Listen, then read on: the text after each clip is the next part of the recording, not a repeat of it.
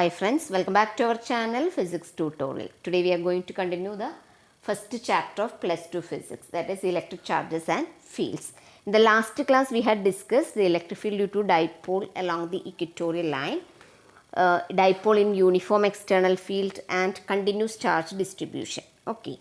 In this class we are going to discuss Gauss's theorem and its application. So one application we will discuss today and the rest of the two applications in the next video we will do.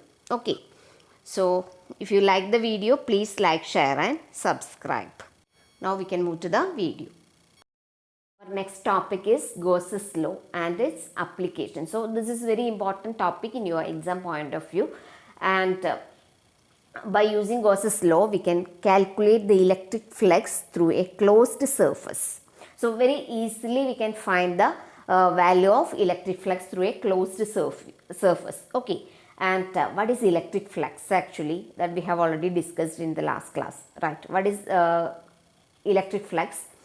It is the total number of electric field lines passing normally through a surface. If you are considering a surface, the total number of electric field lines passing normally through that surface is called electric flux, and we can find it by using the equation phi is equal to integral E dot ds. So this can be written as E ds cos theta, right? So theta will be the angle between the electric field and surface area vector. So that we can apply here, and so that is the electric flux. Now according to Gauss's law, it states that the total electric flux through a closed surface is equal to 1 by epsilon 0 times the total charge enclosed by the surface. So that I will explain that. Suppose we are considering a charge plus Q charge here. Here we have a charge. And now this is not a closed surface, right? So here we can consider any closed surface. That means in any shape with symmetry or asymmetry we can consider a closed surface. Suppose I am taking a spherical surface over here. So this is not closed here. Okay, now it is closed. So this is a spherical surface, right? So in this case we can find the electric flux means inside the sphere by using Gauss's law. So instead of doing this E dot ds, we can easily find it by taking the sum of the charges and divided by epsilon 0 or 1 by epsilon 0 times the total charge enclosed by the surface. So total charge enclosed by the surface means the total charge we can add here. Okay, so all the charge will be coming inside this means sphere only, right? So that should be a closed surface. So any shape we can consider, and the total charge will be the sum of the sum of all charges enclosed by the surface. And suppose here we are having another charge Q1. Will it be included in this? No, because it is coming outside the surface, means that will not be added to this. So here only in the case of enclosed surfaces we can apply Gauss's law. So instead of finding this E dot ds always, we can easily calculate that by taking Q divided by epsilon 0 only. That means the total charge divided by epsilon 0. The value of epsilon 0 is familiar to you, right? We have already told that. What is epsilon 0? 8.854 into 10 raised to minus 12, right? So we can divide the total charge with this epsilon 0. Then we can find the electric flux enclosed in this surface. Like that we can assume any areas or which is enclosed by the surface, means we can use Gauss's law. So now we can define Gauss's law. So Gauss's law states that the total electric flux through a closed surface, that means the total electric flux through a closed surface, that is very important, there should be a closed surface, that is equal to 1 by epsilon 0 times the total charge enclosed by the surface. So the total electric flux through a closed surface is equal to 1 by epsilon 0 times the total charge enclosed by the surface. So how we can represent that? Phi is the total electric flux, right? Then in some text we can see that it is represented as phi E, because here we are using this electric flux, right? So in magnetic flux also we can use the same term phi. So for understanding that difference, we will use sometimes, we will mention it by using phi e, okay, or we can write it as phi. So that will be equal to, this is the closed integral, we will read it as closed integral because here we are considering a closed surface, right. So that will be equal to, phi will be equal to closed integral E dot ds, that is equal to q by epsilon 0 or 1 by epsilon 0 into q. Clear? So that is Gauss's law. So that definition is also very important. Now we can move to the proof of that. So for proving this point, we are considering a charge q here, and here we have to consider a closed circuit in any shape we can consider. So here we are taking the spherical surface, and the radius of the circle is taken as small letter r. Here this is the surface, and here we are considering a small element delta s, that is the surface area of this. So here we can see the surface area. Now we are going to prove that the electric flux is equal to q by epsilon 0, isn't it? Now for that, first of all we can start with electric flux. So how we can find electric flux? Electric flux is phi is equal to integral E dot ds. So E dot ds we have to find. Here how we can find the direction of electric field? This is the charge q, and here we are taking an element ds or delta s. Clear? Now how we can find the direction of electric field? We have already studied that if the source charge is positive, the field direction should be outwards, and this is a spherical surface, and in the case of spherical surface, what will happen? The perpendicular to this we have to draw.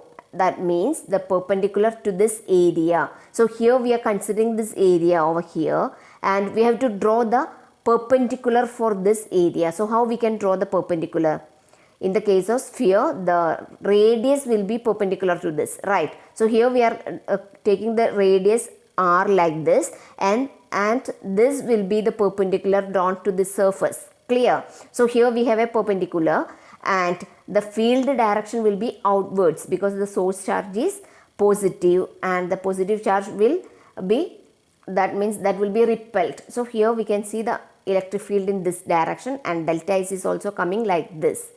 Clear? Because the radius vector is drawn like this, and theta is the angle between this delta S and E. So what is coming here? These two are the same line. So angle theta will be 0, isn't it? So we can write, instead of E dot ds, E ds cos theta, that is equal to E ds cos 0. Clear? Cos 0 means, yes, 1. So we can substitute that value. So what we will get? Integral E ds into 1. So integral E ds we can write. And what about electric field here? Here we are taking this electric field. E means, how we can find the magnitude of electric field? Yes, 1 by 4 pi epsilon 0 charged by distance square, right? So here the distance is same everywhere because this is a sphere, and from the center we are getting the same distance everywhere, so that the field also should be the same, right? So this E can be taken outside, then E into integral ds we can write. Integral ds means the total area we will get, right? So we can write it as phi is equal to Es. Clear? Now we have to find the values of E and S over here. So E is 1 by 4 pi epsilon 0 charged by distance square. What is charge? Charge is Q divided by distance is R. So R square. So E is 1 by 4 pi epsilon 0 Q by R square. And what about S? S is the area of this sphere. So surface area we have to find. What is the surface area of a sphere? Yes, that is 4 pi R square. Then we can cancel this 4 pi and 4 pi, and R square. So what we will get here? This will get cancelled, and this also will get cancelled. Then what is remaining? That is Q by epsilon 0. That is our proof, right? That means phi will be equal to Q by epsilon 0. So in the case of Gauss's law, we can see that for finding the total electric flux through a closed surface, we can just find 1 by epsilon 0 into total charge enclosed by the surface. That is Gauss's theorem. That means it states that the total electric flux through a closed surface is equal to 1 by epsilon 0 times the total charge enclosed by the surface. Now we have to study the applications of Gauss's law. The first application is to find the electric field due to an infinitely long, straight, uniformly charged wire. Okay, so here we are considering a uniformly charged wire which has infinite length, and due to that we have to find the electric field at a particular point. So for that, first of all, we can consider the diagram. Here we have a uniformly charged infinite long wire. Okay, here this is the infinite long wire. Here the charge is positive. Okay, so the wire is positively charged. Only this portion we are considering now, and due to this wire we have to find the electric field at a point P. Here we are considering the point P at a distance r from the wire. Okay, so at this point P we have to find the electric field due to this wire. So how we can find? Here we are finding it by using Gauss's law, right? So we have to apply Gauss's law. For finding this electric field, we have to consider a Gaussian surface, because we are using Gauss's law means to apply Gauss's law we have to consider a closed surface. So this wire should be closed.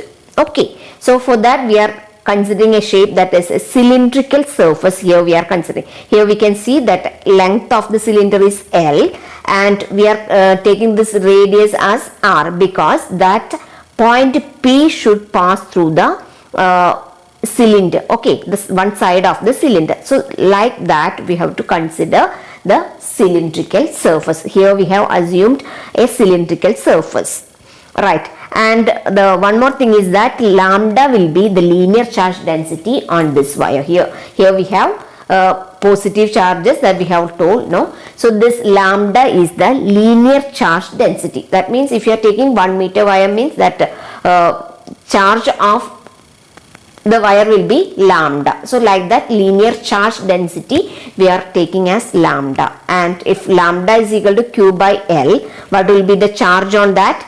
So the total charge on the wire will be lambda into L. If you are considering the wire having length L, the charge on that wire will be equal to lambda into L, because lambda is equal to Q by L. So we will get Q as lambda L. Okay, so you just remember that thing. And now we have to find the electric field at P. As we have told, we can use Gauss's law. So what is Gauss's law? The total electric flux through the surface is equal to 1 by epsilon 0 times the total charge enclosed by the surface, right? So here we can write the equation. Closed surface we are considering here, that is the cylindrical surface, and closed integral E dot dl is equal to 1 by epsilon 0 into Q. Q is the total charge, that is lambda L. Okay, now we can find this closed integral E dot ds, and we know that ds is the perpendicular drawn to the surface. Okay, so ds we have to find, and E dot ds means E ds cos theta. So that theta also we have to find from this. So how many surfaces we can see here? You just consider the cylinder only. Okay, so this portion is not included here because this is coming outside the closed surface, so that will not be coming in our derivation. Okay, so here we have this surface over here, and these two surfaces are here. That means this is the upper surface, this is the lower surface, and this is a curved surface. So in case of a cylinder we have 3 surfaces, and here in these 3 surfaces we have to find E ds cos theta. That means electric field we have to find, and ds is the perpendicular drawn to the surface, and in between the angle theta, that also we have to find. Here we have seen that there are 3 surfaces. One is the upper surface, this is the lower surface, and this is curved surface. So first of all we can find ds. ds means the direction of perpendicular drawn in this surface. So first one is here, see which direction will be there, because this is the surface. So the perpendicular means this upwards we can draw. Clear? and here also this is the surface, and how we can draw the perpendicular, this will be the perpendicular, right, downwards. And in this side this is curved surface. In the case of curved surface, how we can draw a perpendicular in a sphere or in a cylinder, right, like that, how we can draw the perpendicular, that will, the radius will be extending here, so this will be ds. Okay, so here we are getting this is ds and this is also ds. So these three we got now. And now we have to see the electric field, direction of electric field. Here we know this is a positively charged wire. Okay, so in the case of positively charged wire, what will happen, or in a positive charge, the electric field will be outwards, right, because if source charge is positive means the electric field will be outwards. So here we have positive charge, so the electric field will be like this. This is the electric field direction, and here also this is positive, so this will be outwards. Electric field direction is shown here, and here also we can see this will be going outside. And now E and ds we have found. Now we have to find the angle between this. So how much we will get here? This is 90 degree, right, and here also we are getting 90 degree. And what about this? Here we are getting 0 degree. So we can apply that in ds cos theta. That means E ds cos theta. Here theta is 0 in this curved surface. So what we will get? Cos 0 is 1, right. In the other two cases, what we are getting? The angle is 90 degree, right. So cos 90 will be 0. So only the curved surface will be there to find the electric flux. Clear? Because all the two surfaces will be having the electric flux 0, because E ds cos 90 we are getting. So that only cos 0 we have to find. So that will be equal to E ds. Clear? Because theta is 0 degree. So cos 0 is 1. So we can write it as E into ds, that is equal to 1 by epsilon 0 q. Clear? Now E into integral ds, that will be equal to this. Instead of q we can give the substitution. What we are getting here? Q is equal to lambda L. So lambda L by epsilon 0. So E into integral ds is equal to lambda L by epsilon 0. And now we can integrate this. Here we are taking this ds and we are integrating over the Gaussian surface only. Here this Gaussian surface is over here only. So when we integrate that, what we will get here? The linear surface area of the cylinder we are getting as integral ds, right. What is the equation for linear surface area of cylinder? Yes, that is E into 2 pi RL we can write. Integral ds is equal to 2 pi RL. So E into 2 pi RL will be equal to lambda L by epsilon 0. So here we can cancel this L, and then what we will get here? E will be equal to 1 by 2 pi epsilon 0 into lambda by R.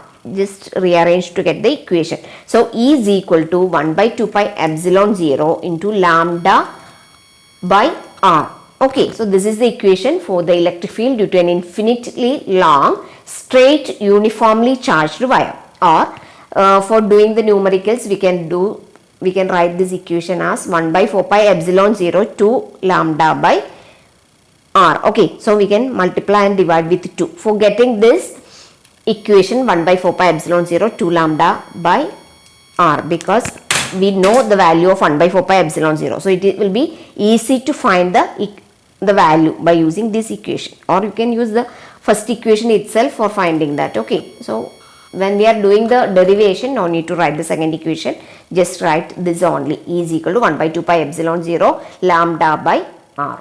Clear?